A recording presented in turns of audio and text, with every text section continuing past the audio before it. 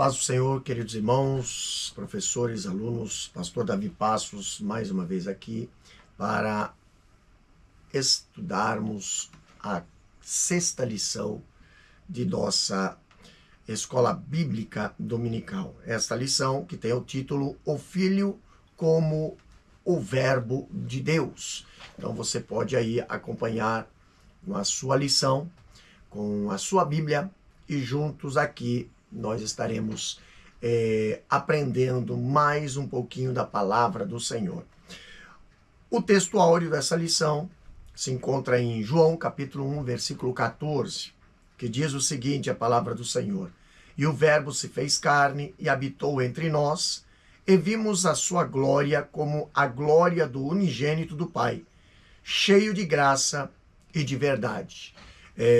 A verdade prática, a lição nos traz o seguinte texto: Jesus Cristo, o Verbo eterno, é a revelação plena e visível de Deus ao mundo, manifestando graça, verdade e a glória do Pai. A leitura em classe dessa lição nos encontramos aqui em João capítulo 1, versículo 1 até o 5 e também o versículo 14. Vamos ler o que diz o texto bíblico. No princípio era o Verbo, e o Verbo estava com Deus, e o Verbo era Deus. Ele estava no princípio com Deus, e todas as coisas foram feitas por ele, e sem ele nada do que foi feito se fez. Nele estava a vida, e a vida era a luz dos homens. E a luz resplandece nas trevas, e as trevas não a compreenderam. Versículo 14. E o Verbo se fez carne e habitou entre nós, e vimos a sua glória como a glória do unigênito do Pai, cheio de graça e de verdade. Temos aqui alguns objetivos para falar neste assunto. A lição apresenta aqui o primeiro objetivo é explicar a preexistência e a divindade do Verbo. O segundo objetivo é mostrar a atuação do Verbo na criação e como fonte de vida e luz. E o terceiro é ressaltar que o Verbo encarnado é a plena revelação do Pai. Então, aqui nós temos o Filho como o Verbo de Deus. A introdução desta lição nos traz o seguinte texto. O prólogo do Evangelho de João apresenta o Verbo eterno como Deus criador e revelador. E ele se fez carne e revelou de forma plena e completa a glória do Pai. O apóstolo João afirma que viu a glória do Deus unigênito cheia de graça e de verdade.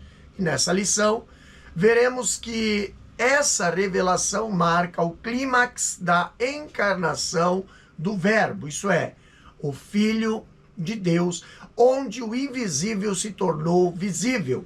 O eterno entrou no tempo e o insondável foi manifestado em Cristo Jesus. Então, aqui nós vemos o Evangelho de João apresentando o Verbo eterno como Deus criador, revelador e sustentador, como fala no Evangelho de João, capítulo 1, versículo 1 até o 18, né? Ele se fez carne, como diz a introdução, né? Trata-se de uma revelação clara, trata-se de uma revelação inconfundível da divindade do Filho. Agora que João testemunhou, não é uma glória qualquer, mas a glória do unigênito do Pai, cheia de graça e de verdade, né? Refletido ali a essência do Pai. Neste capítulo aqui que nós estaremos estudando, veremos que essa revelação marca o clímax na encarnação do Verbo. Nesse ato aqui, nós vemos que o Deus invisível tornou-se visível, como fala João 1:18. O eterno irrompeu no tempo, como nós temos ali em Gálatas 4:4. E o mistério oculto foi revelado em Cristo, segundo Colossenses capítulo 1, versículo 26 e 27. Aquele que é transcendente assumiu forma humana. João 1:14. E na encarnação nós vemos o insondável Deus se revelou de maneira acessível, pessoal e redentora, ofertando graça sobre graça, como diz João 1:16. Vamos para a lição? O primeiro tópico nos apresenta o seguinte título: o Verbo como Deus eterno. Então aqui, primeiro ponto, o verbo preexistente. Olha o que a lição nos apresenta. O prólogo de João, 18 versículos iniciais, é chamado de hino logos. Na abertura, no princípio era o verbo. As palavras no princípio lembram o texto introdutório da Bíblia. E claramente ensinam que o verbo sempre existiu. Esta é uma maneira de referir-se ao atributo da eternidade que só Deus possui. A expressão verbo, que no grego quer dizer logos, designa Deus, referindo-se à divindade do Filho. Enquanto os gregos pensavam em um princípio impessoal e os gnósticos num ser intermediário, João apresenta o Logos como o próprio Deus eterno. Isso é, Jesus Cristo, o Filho unigênito do Pai. Antes de tudo o que existe, o Verbo já existia. Jesus não começou a existir em Belém, pois ele é eterno, coexistente como o Pai desde o princípio. Então aqui nós vemos o prólogo de João, nos 18 versículos iniciais, como a lição está falando, é chamada de hinos logos. Se nós olharmos no versículo de abertura, o uso da frase, lá em João capítulo 1, versículo 1, a parte A, ali diz, né? No princípio era verbo, era o verbo. Então, remete diretamente lá ao livro de Gênesis, né? Capítulo 1, versículo 1, quando diz ali, no princípio criou Deus os céus e a terra. Então, identificando ali o verbo como Deus criador. E aqui o evangelista João apresenta o verbo como pré-existente, eterno e coessencial, né, com o Pai. Então essa é uma maneira de referir-se ao atributo da eternidade que somente Deus possui. Então o verbo não teve um início, ele sempre existiu. Isso é um atributo exclusivo de Deus, como diz lá em Salmo capítulo 90, versículo 2, Isaías 43:10. Agora, aqui a lição apresenta o vocábulo verbo, que do grego quer dizer logos, que vem de lego, é uma expressão grega empregada para palavra ou fala, né? Expressar uma opinião. Então, para os gnósticos, o Logos é uma encarnação intermediária entre o Deus Supremo e o mundo material, associado ao demiurgo, né? Uma divindade inferior, responsável pela criação imperfeita e corrupta dos cosmos físicos, tá? Aqui, conforme Richard, no pensamento filosófico grego, o logos era usado em relação ao princípio racional ou a mente que regia o universo. Então, no hebraico, o termo memra, né, era utilizado no Star Wars como referência à manifestação de Deus como o anjo de Jeová. Então, e a sabedoria de Deus, como fala Provérbios 8:23. Enquanto ali os gregos pensavam em um princípio impessoal e os gnósticos num ser intermediário, aqui João ele apresenta o Logos como o próprio Deus eterno. Jesus Cristo, Filho unigênito do Pai, como fala João 1:14 e João 3:16, nessa passagem tão conhecida. Aqui a doutrina do Logos, no Evangelho de João, não é dependente dos filósofos especulativos ali, e nem da doutrina gnosticismo, né?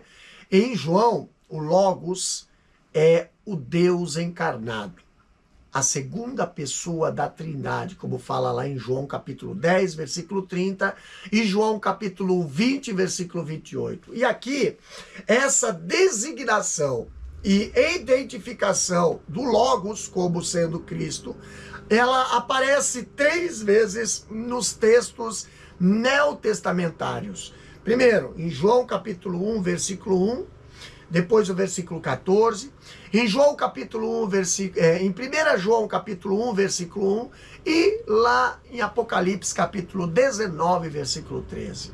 Então, Hendricks, ele diz, né, Cristo é o verbo, a palavra de Deus.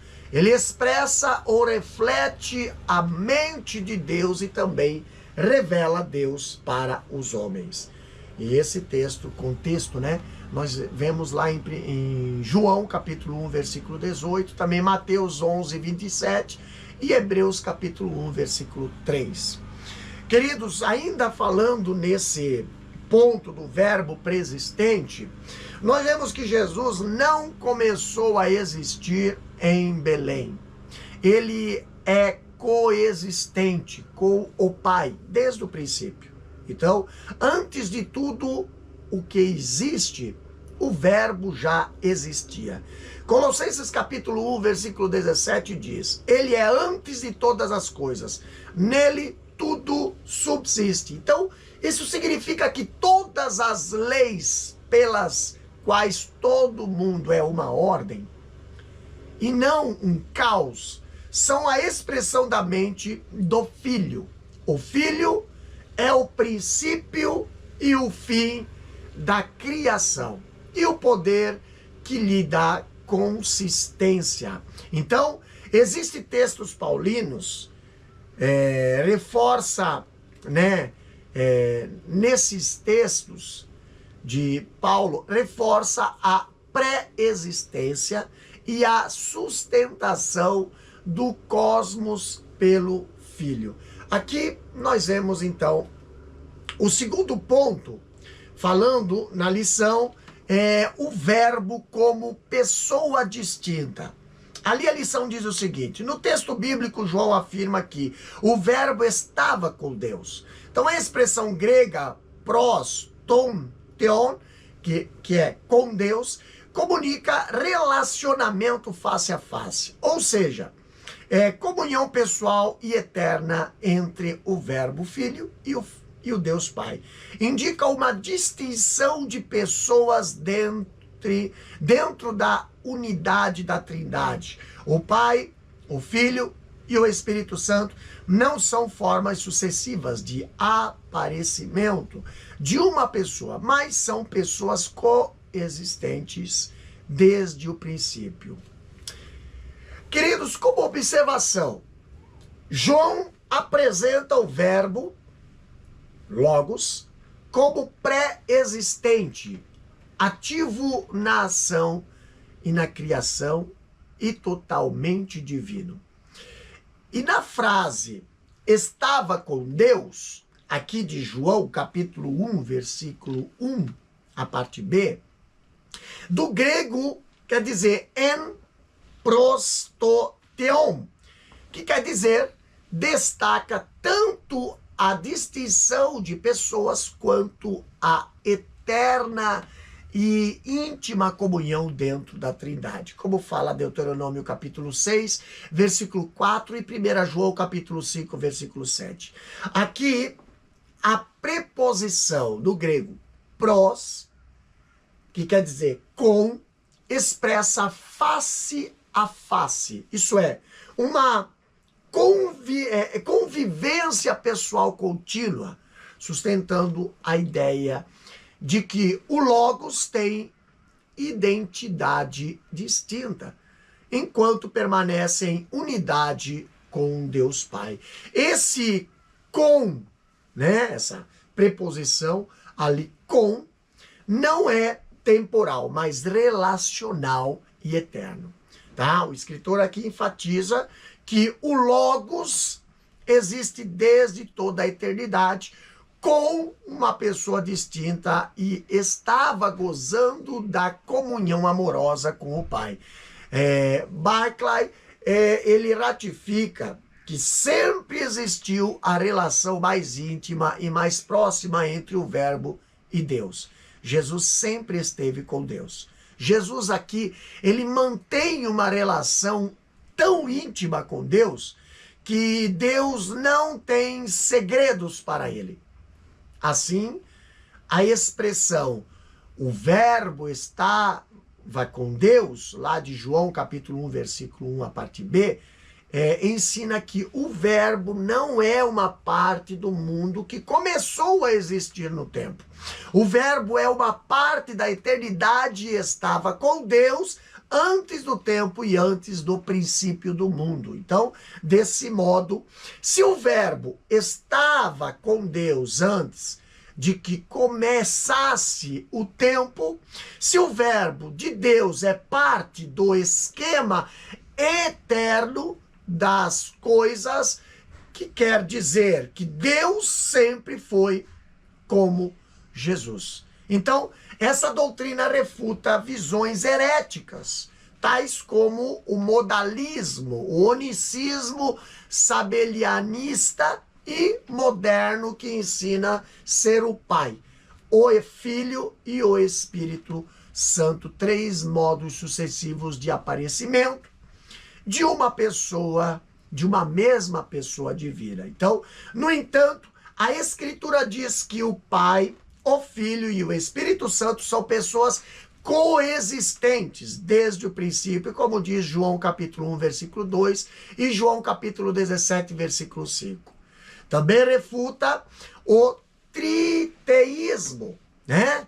Que afirma existir três deuses separados, né? Pois a Bíblia revela a existência de um único Deus. Marcos capítulo 12, versículo 32. E ainda nega o unitarismo, né, que afirma que somente o Pai é Deus. Porém, as Escrituras Sagradas ensinam a divindade do Filho e do Espírito Santo, né? Lá em Atos capítulo 5, versículo 3 e o versículo 4. Então, portanto, o uso de en prosto theon sustenta a doutrina trinitária clássica.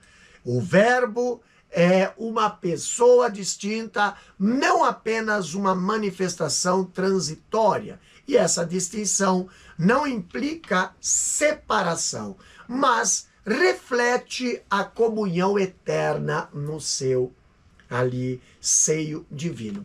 O verbo não é uma força ou uma mera ideia divina, como pensavam os gregos. Ele é plenamente pessoal. 1 João capítulo 1, versículo 1, nos comprova isso. E apesar de ser Deus, o verbo estava com Deus, mostrando tanto ali a distinção de pessoas quanto a unidade essencial entre o Pai e o Filho, como fala João 14, versículo 9 até o 11. Agora o terceiro ponto nos apresenta que o verbo é da mesma essência do Pai. Olha o que a lição nos apresenta. Ainda no versículo de abertura, João revela: o verbo era Deus. Aqui a palavra grega para Deus é theos. aparece sem o artigo definido. Isso é o fato que tem gerado discussões exegéticas. Porém, na estrutura grega, a ausência do artigo não implica indefinição ou inferioridade. Essa construção enfatiza a qualidade ou a natureza do sujeito. A omissão do artigo não significa um Deus, como sustentam traduções heréticas, mas é um indicativo da natureza do verbo. Esclarece que o verbo compartilha da mesma essência e, desse modo, o verbo é como o Pai eterno e criador. Portanto, a expressão "o verbo era Deus" ensina que Jesus é da mesma substância do Pai, isso é, Deus em sua totalidade, tá? Quando nós olhamos na sequência do versículo de abertura aqui do Evangelho de João, capítulo 1, versículo 1, a parte C, ali fala: o verbo era Deus. No grego, a ordem normal seria hologos en theos. O verbo era Deus. Porém, João usa theos en hologos.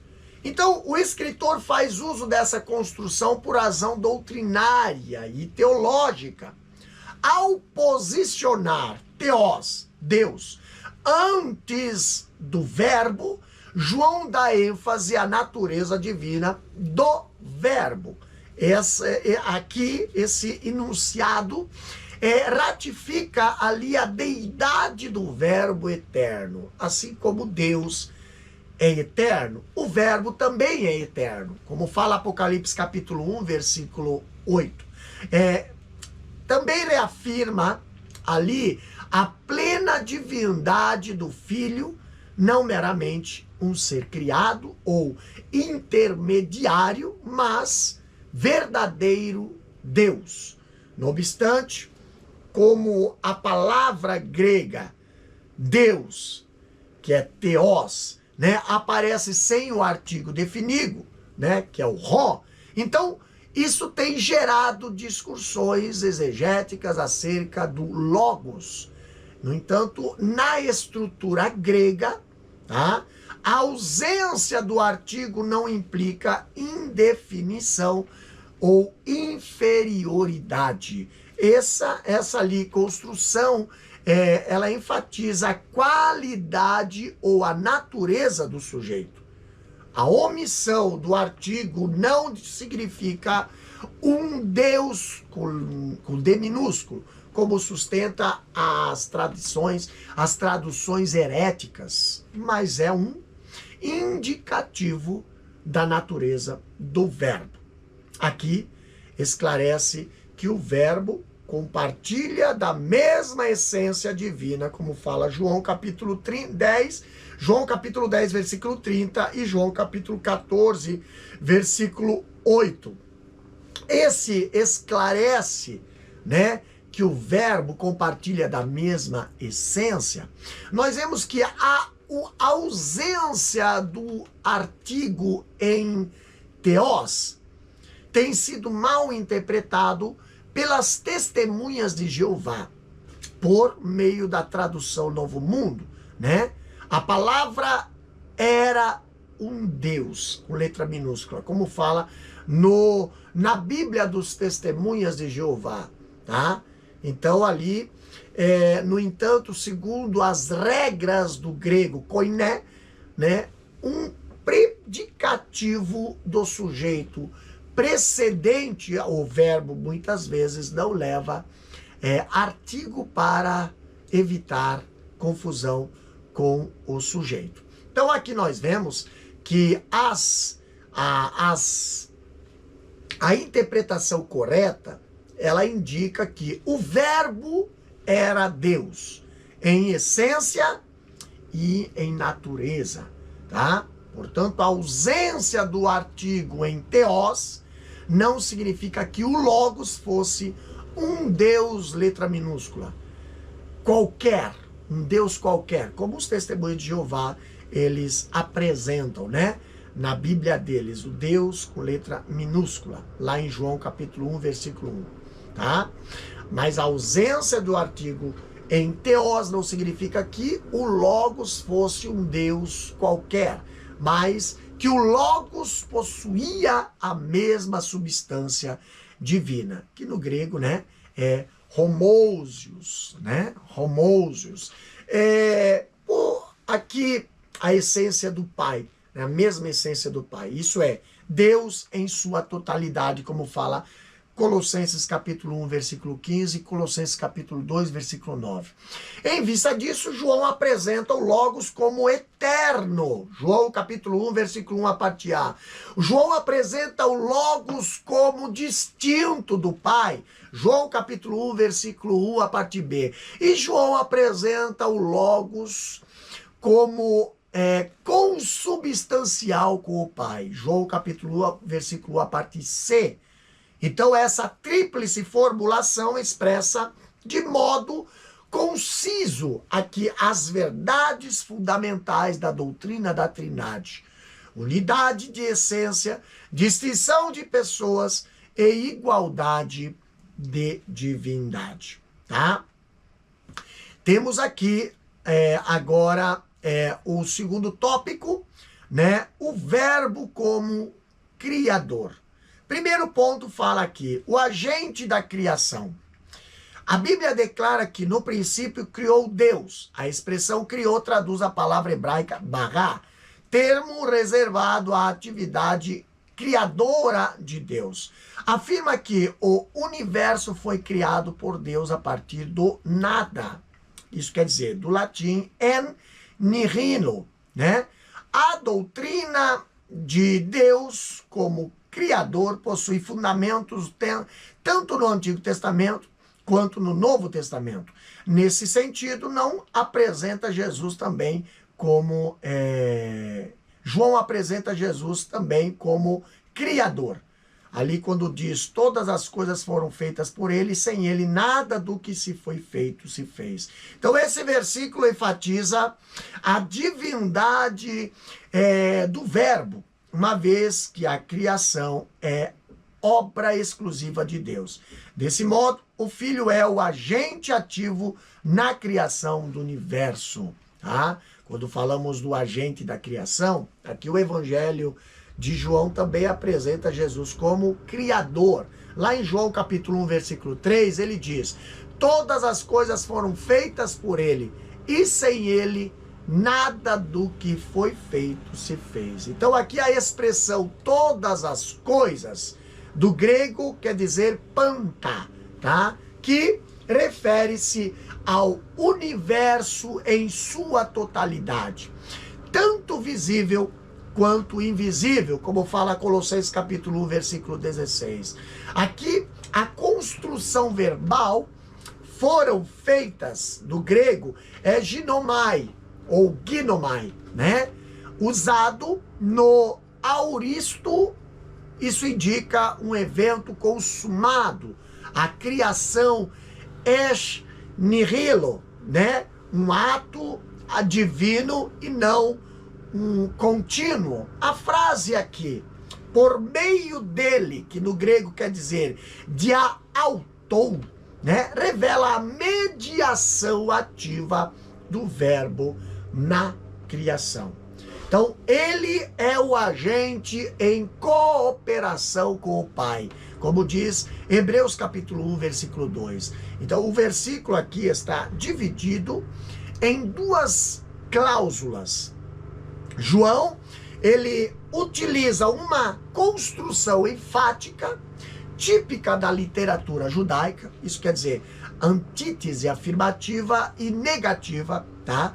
Para excluir qualquer possibilidade de que algo tenha existido independentemente do verbo. A primeira cláusula é a afirmação positiva. Então ele diz ali, todas as coisas foram feitas por ele. Então, isso é, o verbo é o agente criador. Já a segunda afirmação é negativa. Se você prestar bem atenção, ali diz: sem ele, nada do que foi feito se fez. Que reforça que a exclusividade e totalidade da ação criadora do Verbo. Assim, o texto ratifica a divindade do Verbo e sua pré-existência, tá? Absoluta. Então, essa afirmação remete ao livro de Gênesis. A Escritura, aqui, ela declara que a criação é uma prerrogativa exclusiva de Deus. Quando fala lá em João capítulo 1, versículo 1, ali diz: no princípio criou Deus os céus e a terra. Então o vocábulo criou traduz o verbo hebraico bará, né? Que é o termo reservado ali à atividade criadora de Deus e nunca usado para atividade humana. Se você olhar Gênesis capítulo 1, versículo 21, Gênesis capítulo 1, versículo 27, Gênesis capítulo 2, versículo 4, Gênesis capítulo 5, versículo 1, versículo 2 e Gênesis capítulo 6, versículo 7. Então, significa que o universo foi criado por Deus a partir do nada. Lá no latim, diz ex, né? Ex nihilo. Isso quer dizer o que ali? Né? Hebreus capítulo 11, versículo 3. A doutrina de Deus como Criador possui eco no Antigo Testamento. Quando fala Salmo 33, versículo 6 até o 9, ali diz: pela palavra do Senhor foram feitas os céus, porque falou, e tudo se fez. Isaías 45, versículo 12 diz: eu fiz a terra e criei nela o homem. Então, o texto joanino, apresentado aqui nessa lição, também está em harmonia com outras passagens do Novo Testamento, que atribui a obra da criação a Cristo.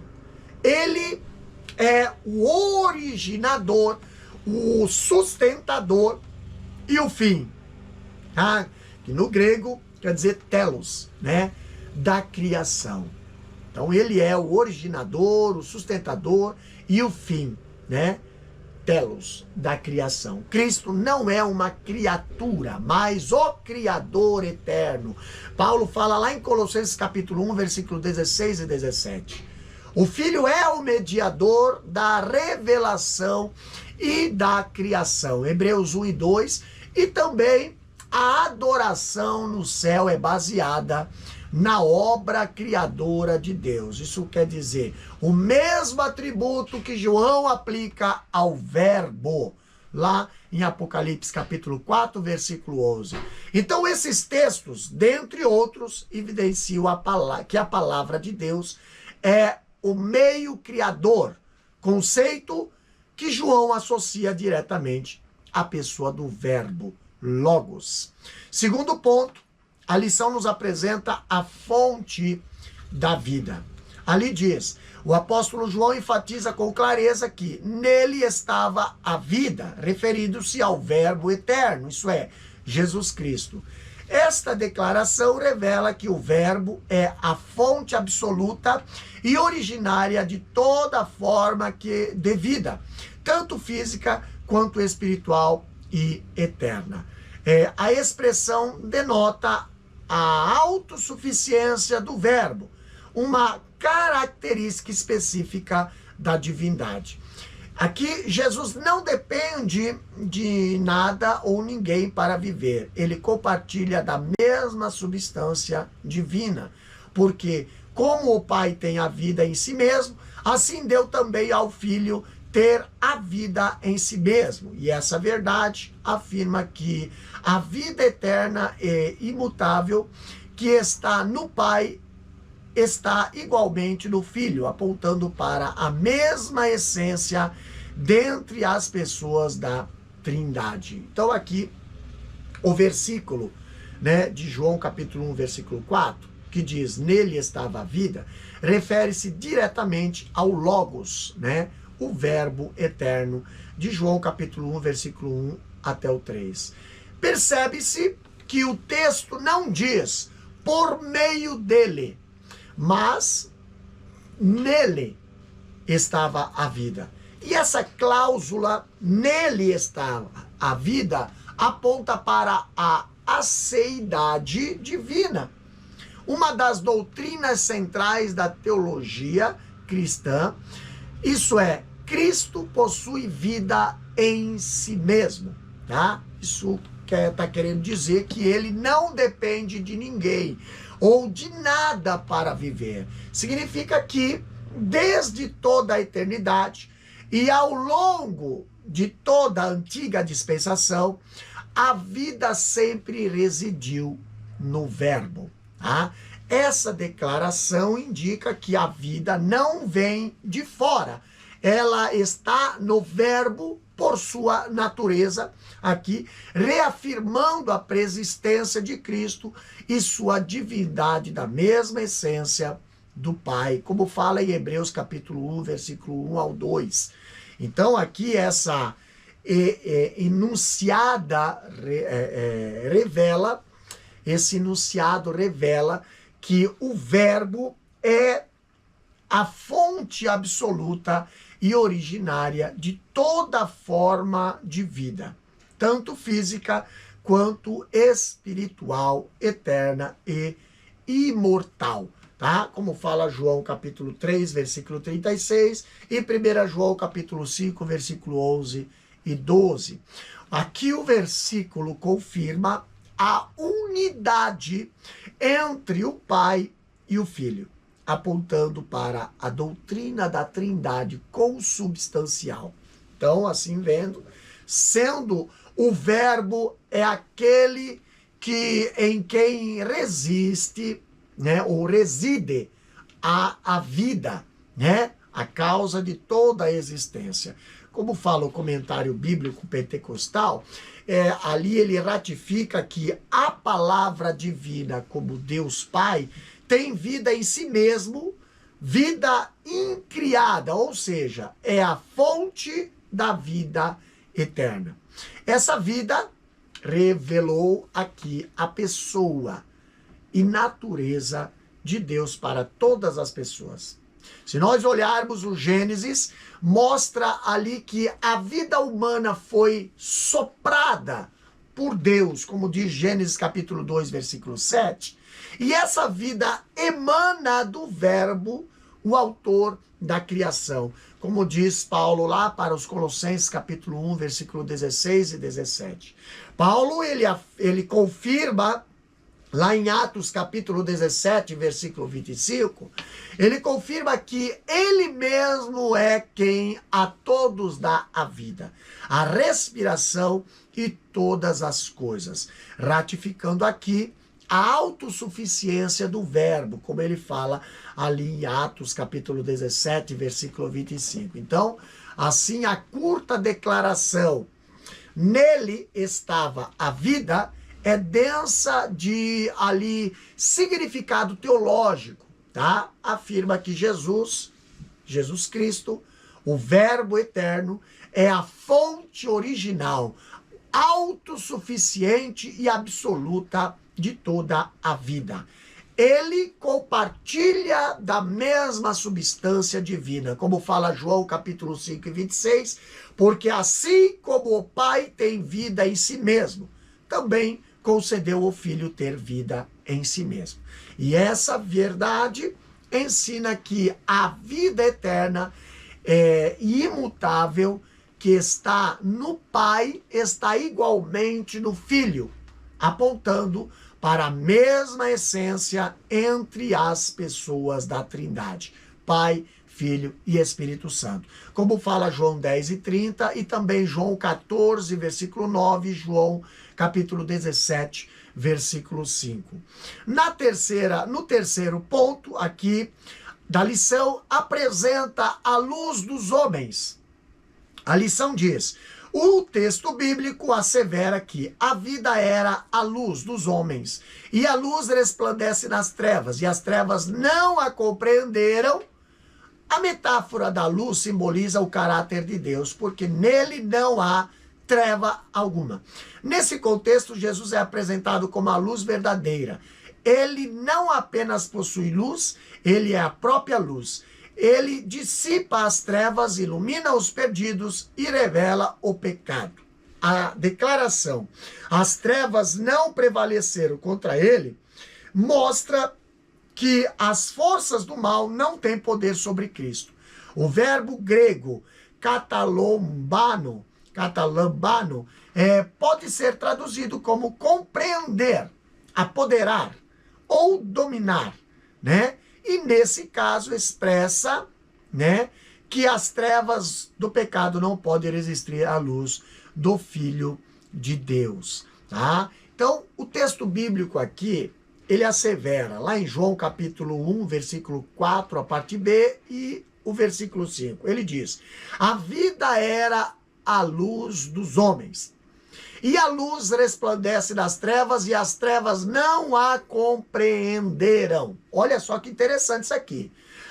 Essa metáfora, a metáfora da luz, é recorrente nas Escrituras e simboliza o caráter de Deus, porque nele não há treva alguma, como fala 1 João capítulo 1, versículo 5.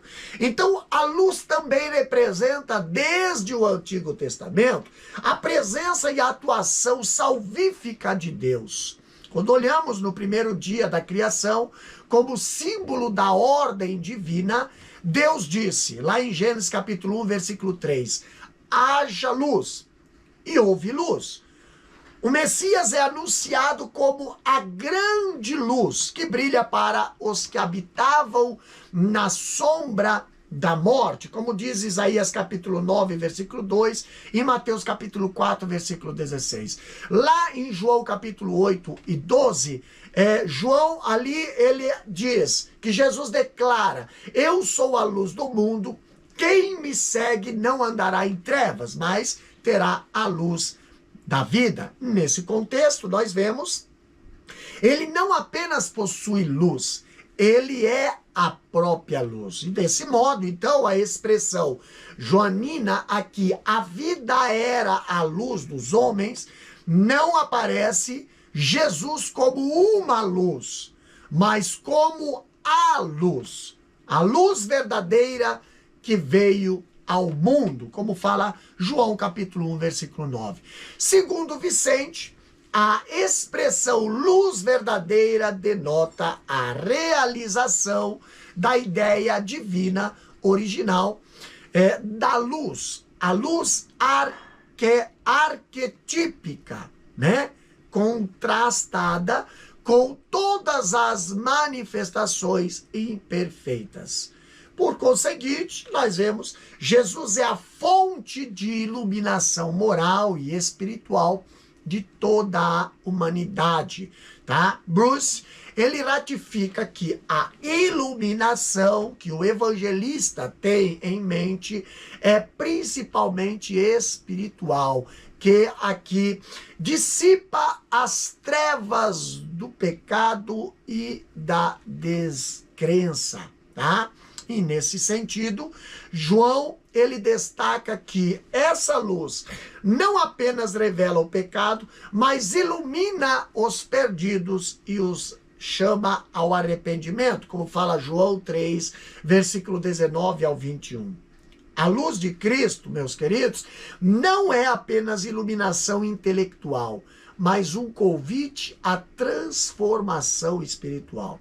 Assim sendo, Schaeffer, ele lembra que o homem, a parte da iluminação divina, é totalmente incapaz de receber ou entender a verdade a respeito de Deus.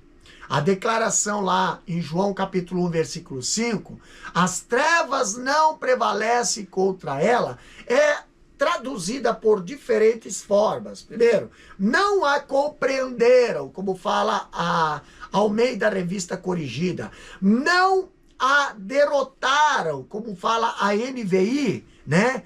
Não a aprenderam, como fala a BJ. Não a reteve, como fala HD. Então isso por quê? O verbo grego catalambano, né? Pode significar tanto compreender como também dominar ou apoderar-se, tá? Como diz Marcos capítulo 9, versículo 18 e João capítulo 12, versículo 35. Né? Em vista disso, os estudiosos concordam que a ideia é dupla.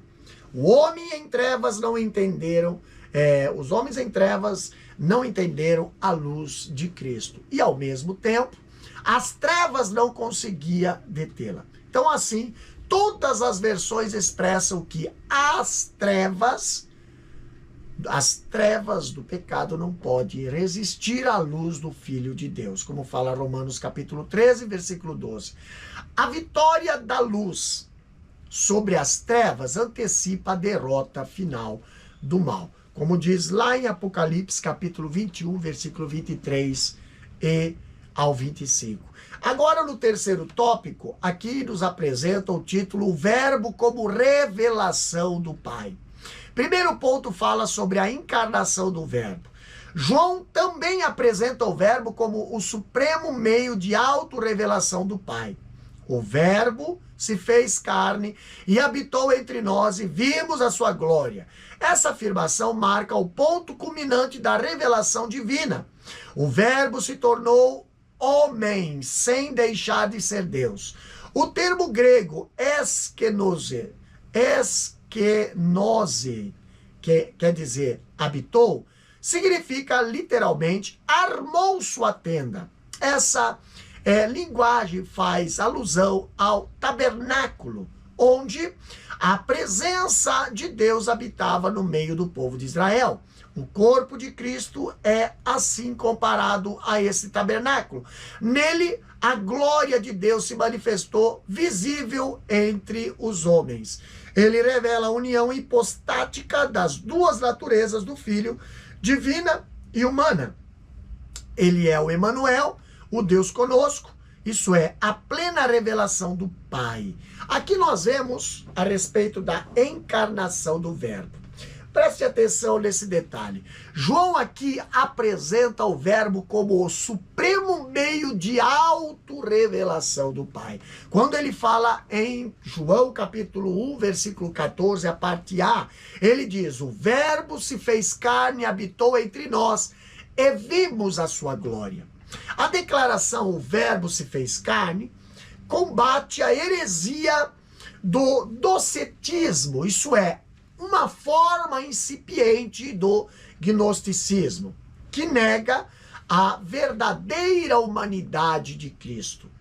Os docetas, acreditavam que Jesus apenas parecia ser humano, mas não possuía um corpo real. E contra isso, João afirma que o Verbo se fez carne. Então, não diz apenas que o Verbo se fez homem, mas carne, ou seja, tornou-se verdadeiramente humano, com um corpo físico, com um corpo emocional e espiritual.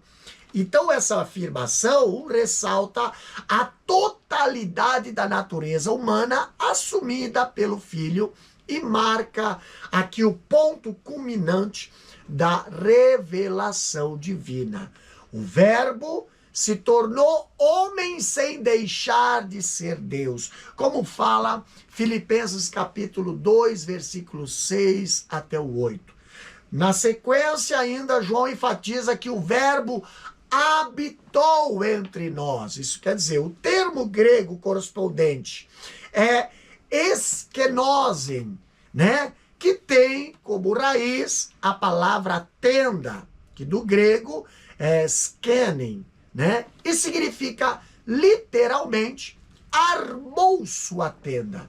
A expressão recente ao tabernáculo aqui remete ao tabernáculo do Antigo Testamento, como a lição nos apresentou lá em Êxodo capítulo 29, versículo 8 e 9, onde a presença de Deus habitava no meio do povo de Israel.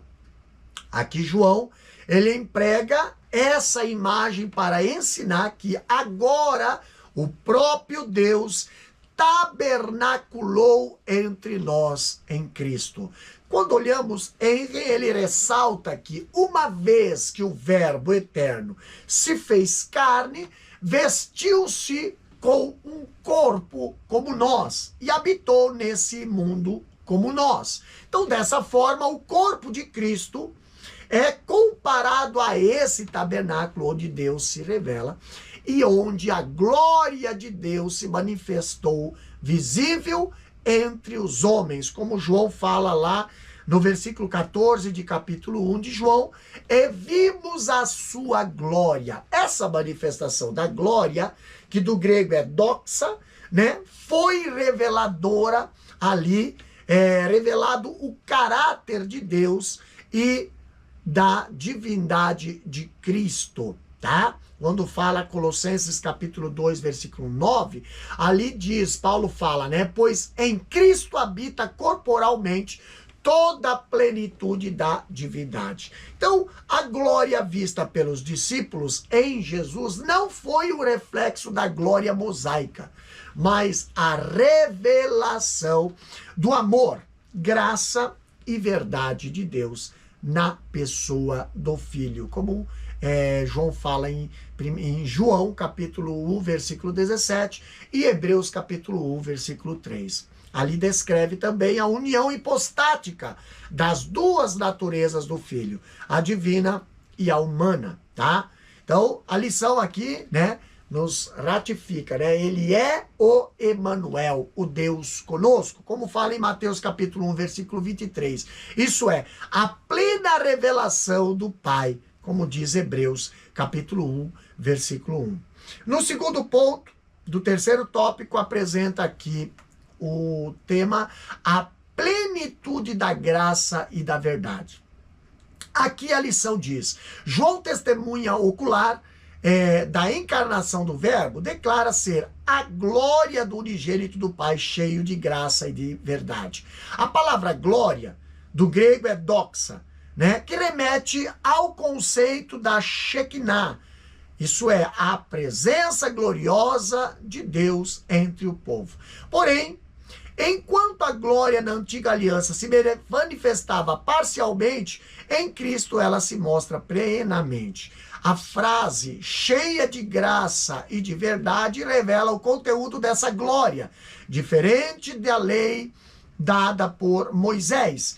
Cristo encarnou a própria graça salvadora e a verdade eterna. Ele não apenas ensina a verdade, ele é a verdade. E não apenas oferece graça, ele é a plenitude da graça de Deus, uma provisão contínua que se manifestou salvadora a todos os homens. Queridos, João aqui testemunha, ele é uma testemunha ocular de Cristo, como fala 1 João capítulo 1, versículo 1 e 2. E faz aqui uma revelação singular. O verbo que é Deus, como fala João capítulo 1, versículo 1, encarnou-se plenamente, versículo 14, e essa encarnação revelou a glória do unigênito do Pai, cheio de graça e de verdade. João capítulo 1, versículo 14, a parte B. Então, se nós olharmos na Septuaginta, o grego doxa, que quer dizer glória, traduz o hebraico kavod, né, que muitas vezes associado a Shekinah, tá? A presença visível da glória de Deus entre o povo, como fala lá em Êxodo capítulo 40, versículo 34 a 35, e também em 2 Crônicas, capítulo 5, versículo 14, versículo 13 e 14. Contudo, aqui na antiga aliança, como a lição fala, essa glória era limitada, temporal e mediada por símbolos, como o próprio tabernáculo. Em contraste com aqui João, ele afirma que na pessoa de Jesus, essa glória plena, pessoal e permanente, como diz João capítulo 2, versículo 11 e João capítulo 17, versículo 1 a 5. A frase empregada por João aqui, cheio de graça e de verdade, revela o conteúdo dessa glória. Quando nós olhamos essa expressão, ela remete ao livro do Êxodo, lá quando Deus se revela a Moisés, lá em Êxodo 34, versículo 6, ele diz: Deus compassivo, clemente, longânimo e grande em misericórdia e fidelidade. Então a fórmula graça e verdade, utilizada aqui por João, ecoa esse momento da autorrevelação divina. Quando olhamos Carson, sustentando aqui que a glória revelada a Moisés, quando o Senhor passou diante dele e ressoou seu nome, manifestando ali que a bondade divina se caracteriza por inefável graça e verdade, essa era exatamente a mesma glória que João e seus amigos viram na palavra que se tornou carne, tá? Então a graça refere-se à benevolência redentora de Deus e a verdade à fidelidade à sua promessa. Então, e a realidade eterna que ele revela. Então João aqui, ao usar essa linguagem, indica que Cristo é o cumprimento pleno da autorrevelação de Deus no Sinai. Desse modo, diferente da lei dada por Moisés, como fala João capítulo 1, versículo 17, a parte A, que revela o pecado e aponta ali, ou apontava, né, para a necessidade da redenção, como diz Gálatas 3 e 24, Cristo encarnou a própria graça salvadora e a verdade eterna. Ele trouxe a realidade daquilo que a lei prefigurava. Isso quer dizer, o favor imerecido de Deus, a graça, e a verdade revelada de forma plena, tá? Cristo não apenas ensina a verdade, ele é a verdade, como fala João 14, 6. Ele não apenas oferece graça, ele é plenitude, ele é a plenitude da graça de Deus. Uma provisão contínua que se manifestou salvadora a todos os homens, como fala lá em Tito capítulo 2, versículo 11. Assim, Cristo não possui apenas ou transmite esses atributos. Ele é a própria personificação deles, como diz Colossenses 2, 3 e 9. Mercê desta verdade, como receptor da plenitude da graça, João capítulo 1, versículo 16, o cristão é convidado a contemplar a glória do Verbo encarnado e a viver aqui a influência da sua graça e verdade. Como diz 2 Coríntios, capítulo 3, versículo 18, e João, capítulo 8, versículo 31 e 32. No terceiro ponto aqui temos o título, o revelador do Deus invisível. Aqui a lição fala, o último versículo do seu prólogo, João afirma, Deus nunca foi visto por alguém. O Filho unigênito que está no seio do Pai, este o fez conhecer. Aqui o apóstolo enfatiza que Deus é invisível e inacessível. No entanto, o Verbo o revelou de forma plena e perfeita. A expressão Deus unigênito, que do grego é monógenes theos, significa literalmente o Deus único, gerado. Refere-se a Cristo, isso é, o Filho da mesma substância, que no grego é homousios, do Pai, né? Essa declaração reafirma a eternidade e a plena divindade do Filho. Cristo é a autorrevelação completa do Pai. Quem me vê a mim, vê o Pai. Então, no último versículo do seu prólogo, João afirma: ninguém jamais viu Deus. O Deus unigênito que está junto do Pai é quem o revelou, como fala João 1,18.